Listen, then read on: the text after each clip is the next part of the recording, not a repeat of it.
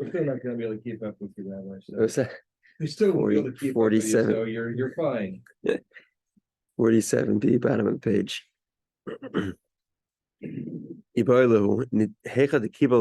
Okay. So let's review here a little bit. Okay. To summarize the Mishnah had a number of different scenarios. We had a guy who's a potter who puts his pots either with or without permission. We'll explain the difference in a moment. We had a guy who put fruits or grain, let's say, in property with or without permission. And finally, we had a third scenario of a guy who put an ox with or without permission. Okay, so one of these three items was put in the domain of the in somebody else's property. Now, let's say it was put without permission. All three scenarios without permission. So what does that mean? He's responsible for his own damages, and the owner is not responsible for it being damaged. So if the owner's animal eats, destroys, or kicks the grain, the pots, or the ox, then the owner is exempt because there was no permission. Yeah, similarly, if the owner's ox is damaged by tripping over or being kicked by, again, the ox, the pot, or the grain, then the guy who put the stuff there without permission is liable. Okay, that's clear? Yeah. Now let's go to the reverse for a second. The reverse is just a little nuance, and the reverse is a machlokes between Rebbe and the Rabbanon. Okay, so in the reverse, he did have permission. Okay, so now, if his stuff is damaged, so that means the owner's dog was hungry and either destroyed the pots, it ate the grain, or it kicked the ox. There's no debate here. Everyone agrees that the owner of the property, who owns the dog as well, is chayav.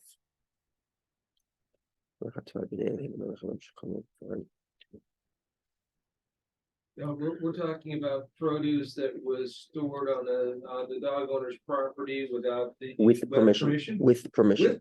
We spoke about without permission. Yeah. Without permission, it's very simple. Yeah. Now, with permission, so with permission. So number one is if the owner's animal, the owner's dog, either broke the pots, ate the grain, or kicked the ox, the owner is liable. No debate about that. The reverse is a little bit more of a question. If the grain caused the ox to trip. Hold on one second.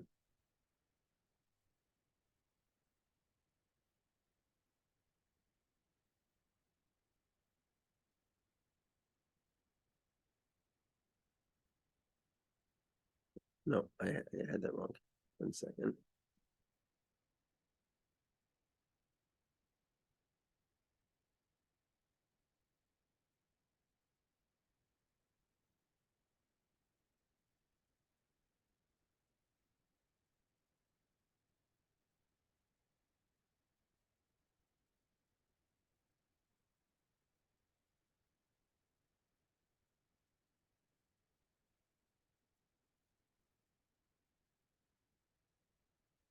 I'm sorry.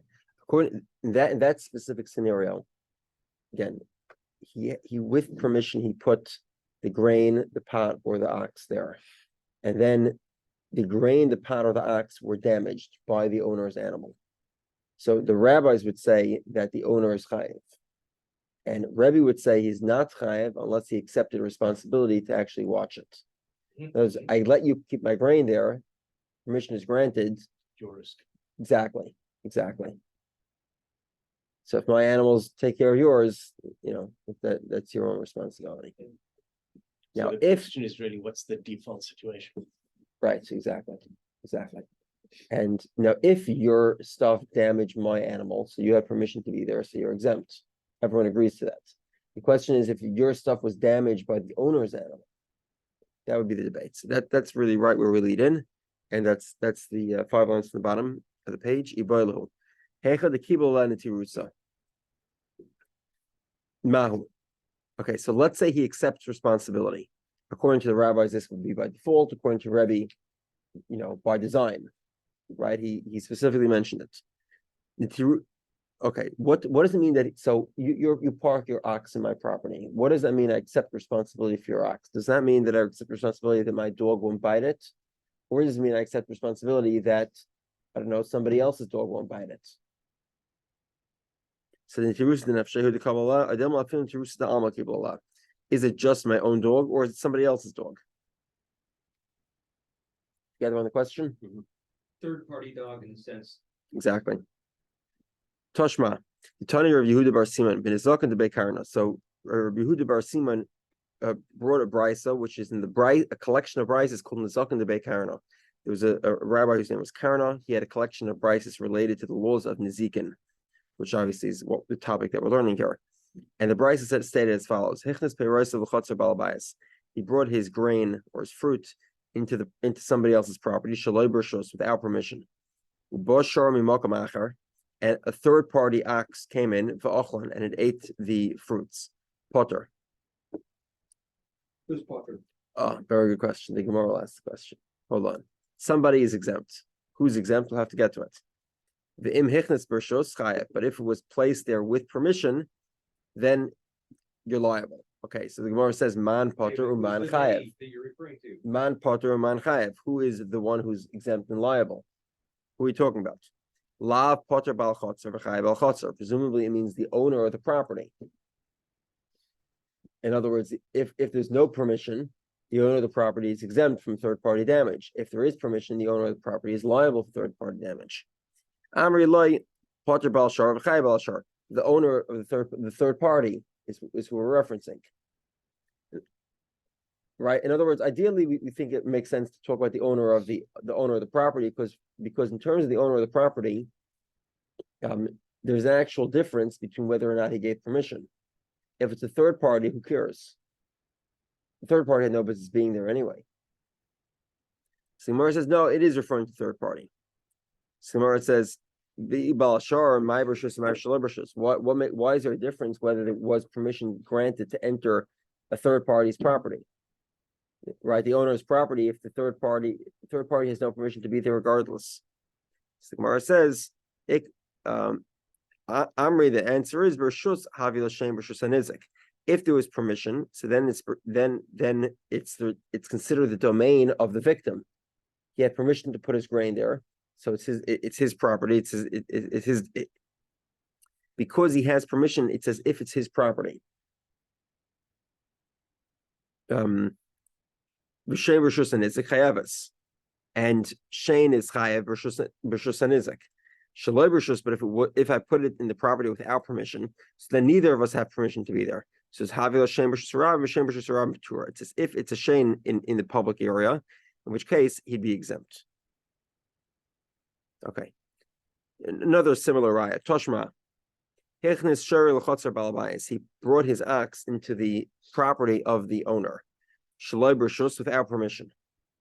And a third party ox comes along, and it gores it, Potter. He's exempt. Who's exempt? We'll get to it.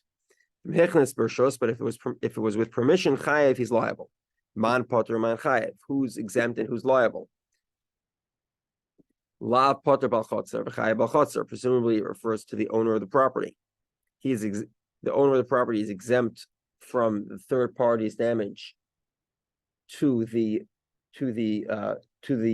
ox placed without permission, and he's liable for the third party's damage if the ox was placed with permission. And why is that? Because when you place an ox with permission, then the owner is effectively accepting responsibility for the ox, not only for his own dogs, right? When you say owner, who are we referring to? Owner of the property. Okay, right.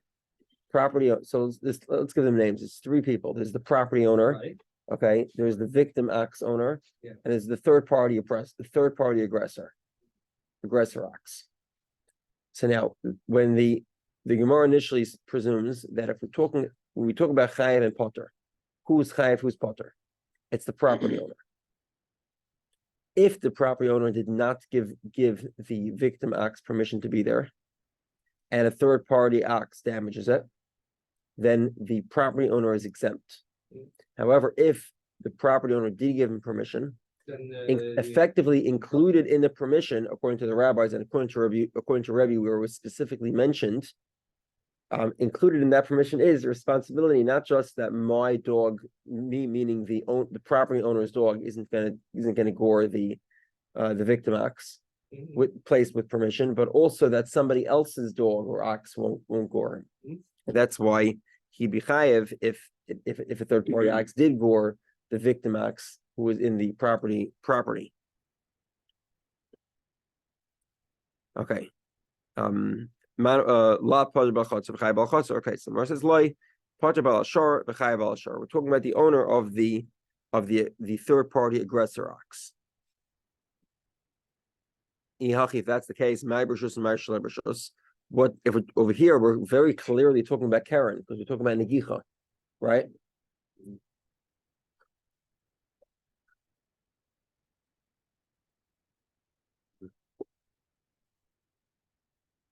One second.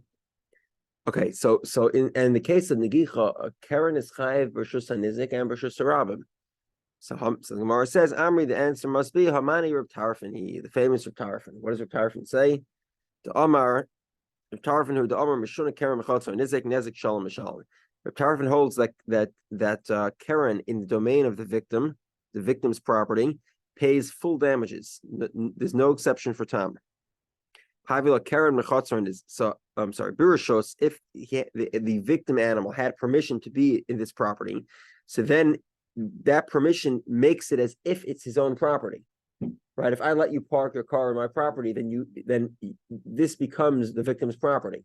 You have permission to be there, so therefore you'd pay full damages to Karen Mechatzer and Isaac.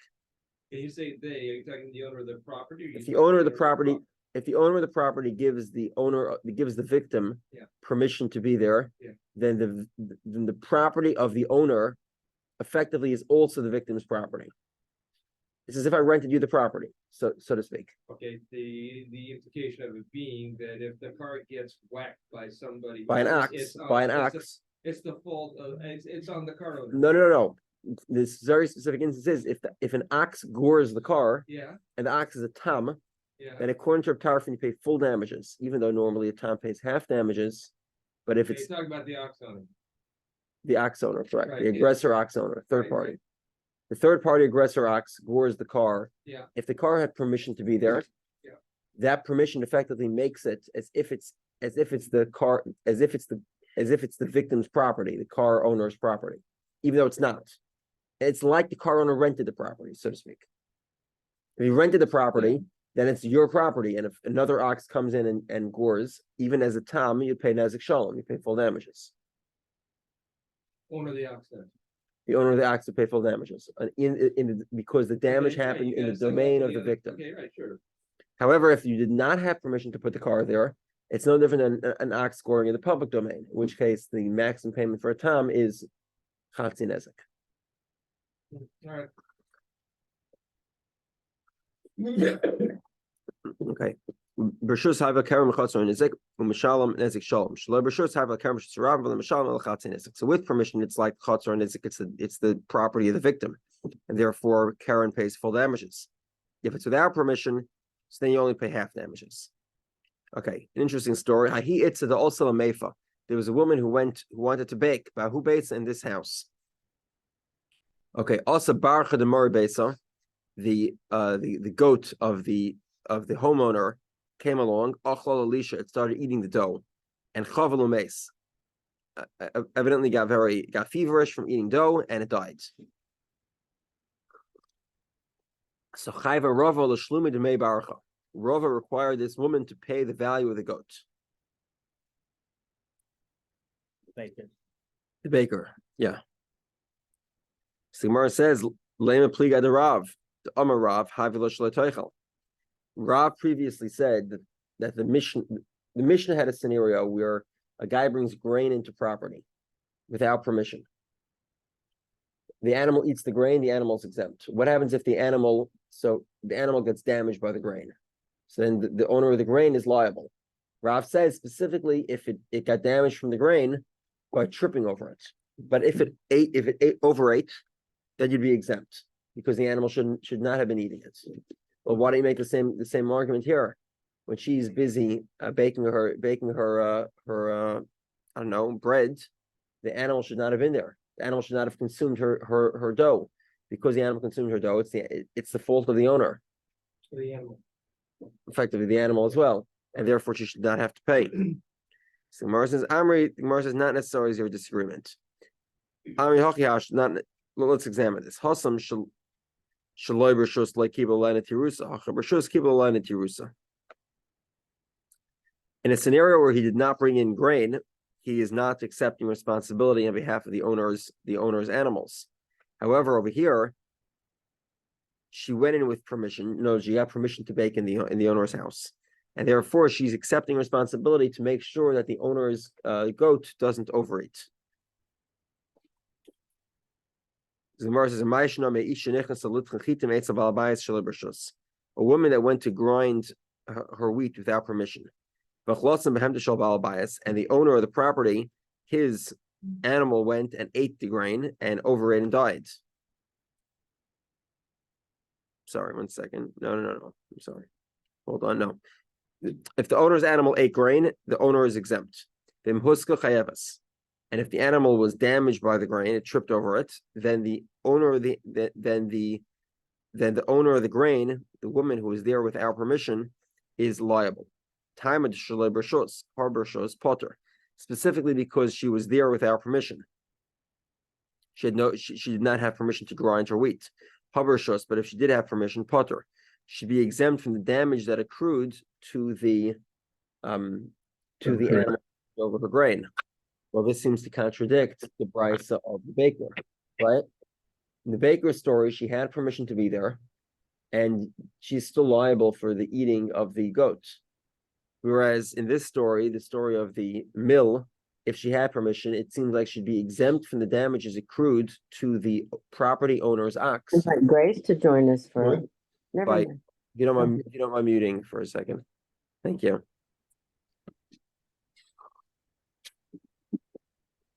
So the owner, if the woman who was grinding had permission to be there, the property owner's ox would be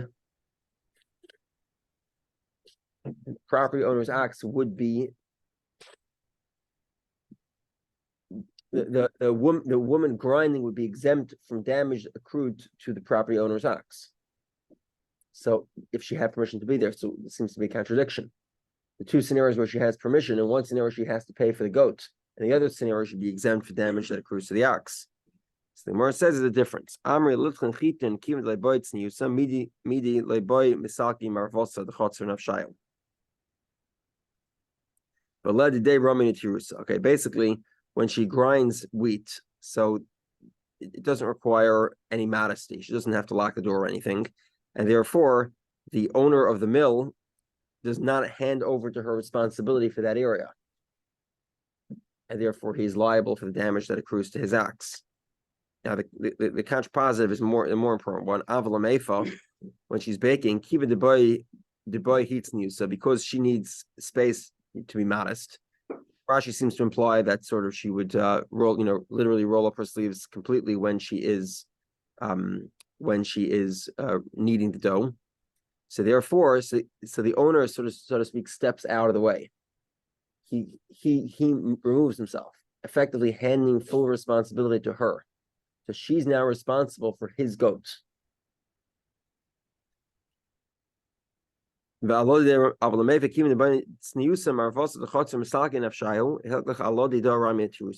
her responsibility to watch the area. You might think of, so to speak, if you rent a swimming pool to somebody, right, and they want the privacy, so it's their responsibility to watch to take care of the pool. Now you're out, they're in.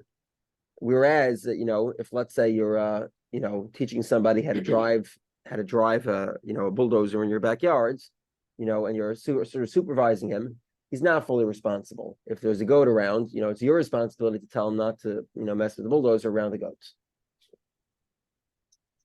Make sense? Hichnes shur l'chotzer balabayas. One second.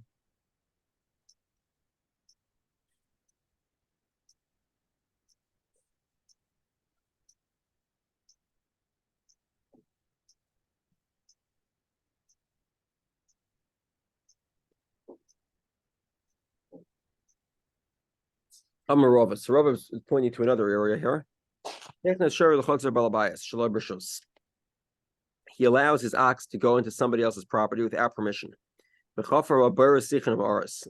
ox started digging things, digging maybe a pit, balashor, or maybe a cave, or a cistern.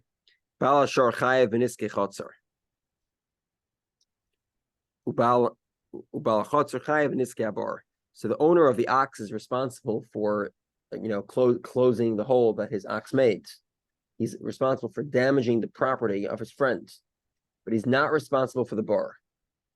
Whereas the owner of the property, let's say he makes the property ownerless and somebody falls into the pit, then he is liable for the nezek, the damage of the bar. Afagav da Amar Mar, even though the rabbis generally speaking taught ki yichor ish bar v'lo shor bar, that a bore has to be dug by a man and not by an ox. Over here it's different. We'll talk more about bore as we go further along in the Masechta, but the general principle here is that if you have a responsibility to fill a pit and you don't, it's as if you dug the pit. Therefore, the pit happened on the property the property owner has pit on his property, and he cannot make it ownerless until he fills the pit. And if he does, then he's liable for the damages, even if it was dug by an ox, because he's responsible to fill it. It's as if he dug it. But Amar Rava says, he brought his ox into the property of the owner. He brought his ox into somebody else's property without permission. The hizik is balabayas, and the animal damaged the owner. Balabayas huzak. Yeah, or the owner was damaged by assaulted by the ox, or the owner sort of tripped on the ox and got and hurt himself. Sechayev, the owner of the ox is liable. Rovat's potter, but if the animal lie down on top of vessels or something, the owner of the animal will be exempt. It's not clear why. So the Gemara says Mishum de Rovat's potter, because he rested. You're exempt. Amar Papa, my Rovat's shehirbitz glolim benatan fukelav shabal bias. Okay, so in other words, if the ox went in without permission, the ox went in without permission. 1 second. The ox went into somebody else's property without permission. If the ox gores the owner of the ox is liable. If the owner trips over the ox, the owner of the ox is liable. If the owner of the ox trips The owner of the property trips over the ox, the owner of the ox is liable. He had no permission to be there.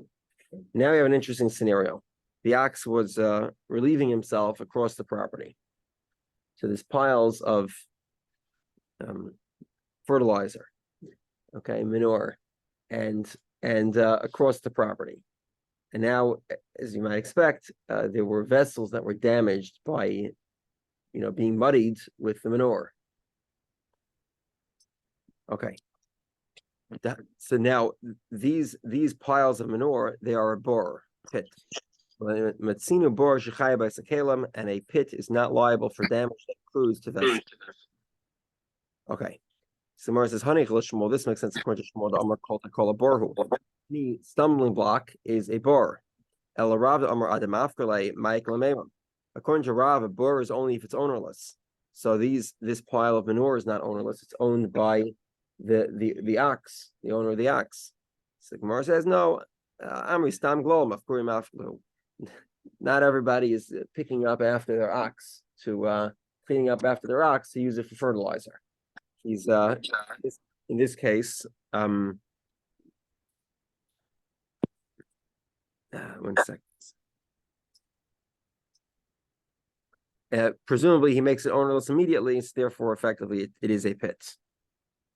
Rava says, Nichnas l'chotzer b'albayis shaloi b'rshus, hizikis b'albayis, b'albayis kuzik b'chayev. Same story.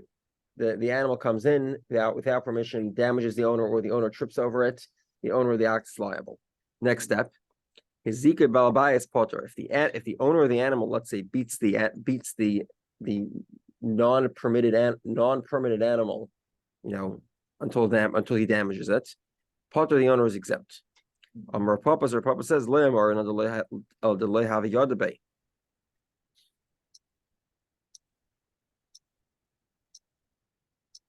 One second. Okay, sorry. Again, if the property owner beats the ox, the property owner is exempt. Potter is exempt. The Papa says lim or delay have a yadabe. Let's say he didn't realize that the animal was there. I don't know, he was joyriding on his ATV and he had, at nighttime, and he happened to crash into the ox. He's exempt. I will have a yodabe, but if he saw the animal and decided to go beat it up anyway, so then Balbayas Chayev, then the owner of the property is liable.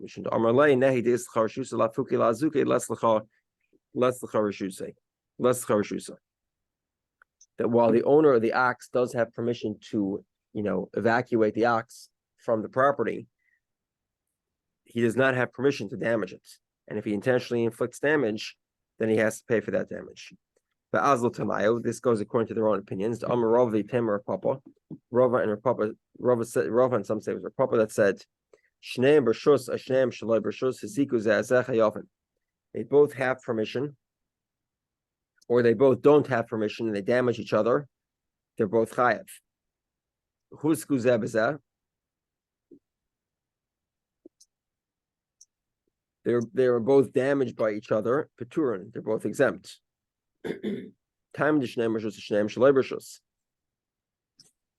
Specifically, both were permitted, or both were without permission.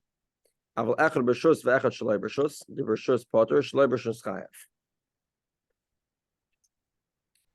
second.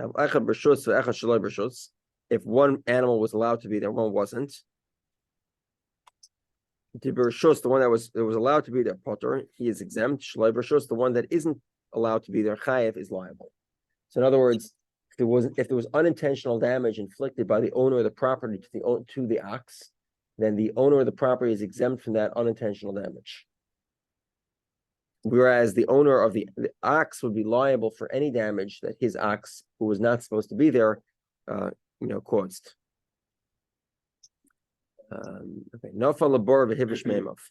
The ox fell into a pit, and the pit, the water in the cistern is now contaminated, can't be used. It has to be that it was contaminated the moment the animal fell in. But after, if you don't mind, Don, if you can mute yourself. Oh, I'm sorry.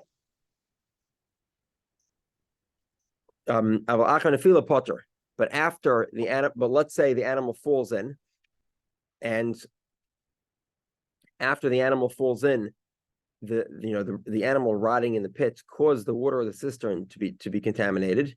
So then you're exempt. My time, I have a shore bor umayim kalim. Now that the animal's dead in the bottom of the cistern, so the animal effectively is a bor, and the water in the cistern is a keli. It's no different than a vessel, and therefore we don't find that a bor is chayav and kalim. So the owner of the animal would not be liable for damage that happens to the water in the cistern. Okay, so Mar says Shmuel. This makes sense to Shmuel. The Amar to call to kolaborhu. Any stumbling block, meaning any damage that occurs without action, is a bor. It's a pit. El Rav the Amar Adamaf. It has to be ownerless. Michael and Meimer. Then how does this statement work? So Mar says, yeah, according to Rav, you have to make a little bit of a variation on the statement. This is the statement. Amar Rava lo'shanu al shehivish migufay, aval hivish mireicha potter.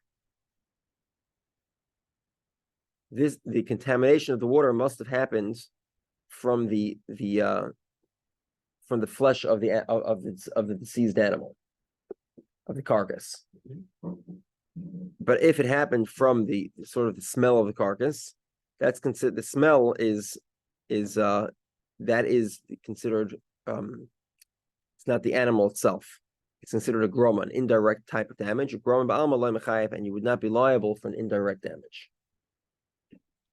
Meaning if the animal rots, if that causes the cistern to be contaminated, so then you're chayev.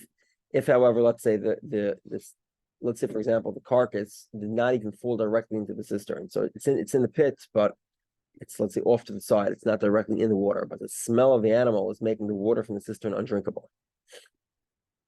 In that case, you'd be exempt because that's indirect damage. Okay, if his father or that the animal fell into, the owner of the animal has to pay kaifer. So Gemara says, why kaifer? Amai hatam, he's a tam. Tam doesn't pay kaifer. Rav says, but muad lipel b'nei adam beberes askian. The animals are muad to jump into pits that have people in them. Second, the Gemara says, obviously, then he killed before. If he killed before, then you should be killing the animal. Now, in the past, we said the animal escaped, but over here, there's a problem saying the animal escaped. Why? Because the animal's stuck on the bottom of the pit every time, 3 times already. And every time they lifted up the animal, it ran away. What's going on here? Not exactly very logical to presume that. So Amar Vesiv says the chazi yerukov and awful. Okay, so Vesiv is proposing that it saw sort of some grass at the side of the pit and it fell into it. Okay, the way Rashi explains this.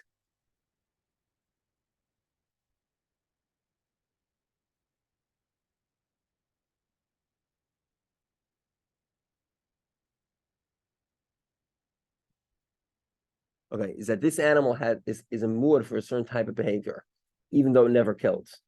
It's a muad to jump into pits, although it never killed anyone before. And therefore, it's a muad for kaifer, and you'd have to pay kaifer, because this behavior is expected. Shmuel says, Hamani Rabbi Yehudah. Shmuel offers another interpretation. It's the opinion of Rabbi Yehudah. The Amar Tam Shalom Chatzi Kaifer. According to Rabbi Yehudah, even a tam pays half kaifer.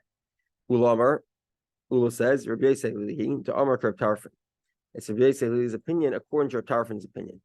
Rabbi Yehudah again says that a tam pays kaifer. According to Reb Tarfon, you'd also pay kaifer b'chatzar hanizik. To Amar Karen b'chatzar hanizik nezik shalom shalom. According to Reb Tarfon, Karen in the domain of the victim pays full damages. So Hanami kaifer shalom shalom. You'd also pay full kaifer. So again, the animal falls into a pit without permission, had no permission to be in the property. So according to Reb Tarfon, you pay full damages for Karen. Therefore, you pay full kaifer as well, according to Rabbi Yehudah. Okay, so Gemara says, Bishleim le'ula hayanid tani ha'av ibnei l'toichai.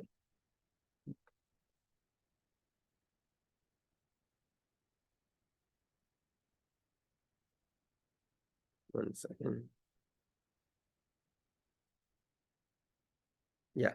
According to Ula, it makes sense that his father or his son was there, because the key feature here is that the guy did not have permission to be there.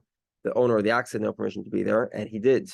El Shmuel, according to Shmuel's opinion, that the animal, one second.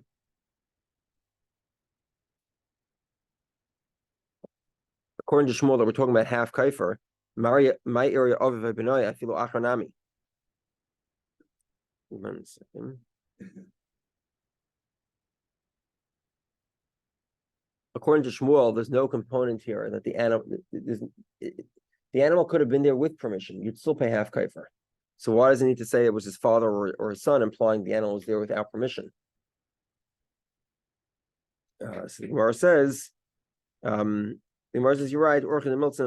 It's sort of normal that a person on his own property would have his father or his son in a pit. Okay, 55.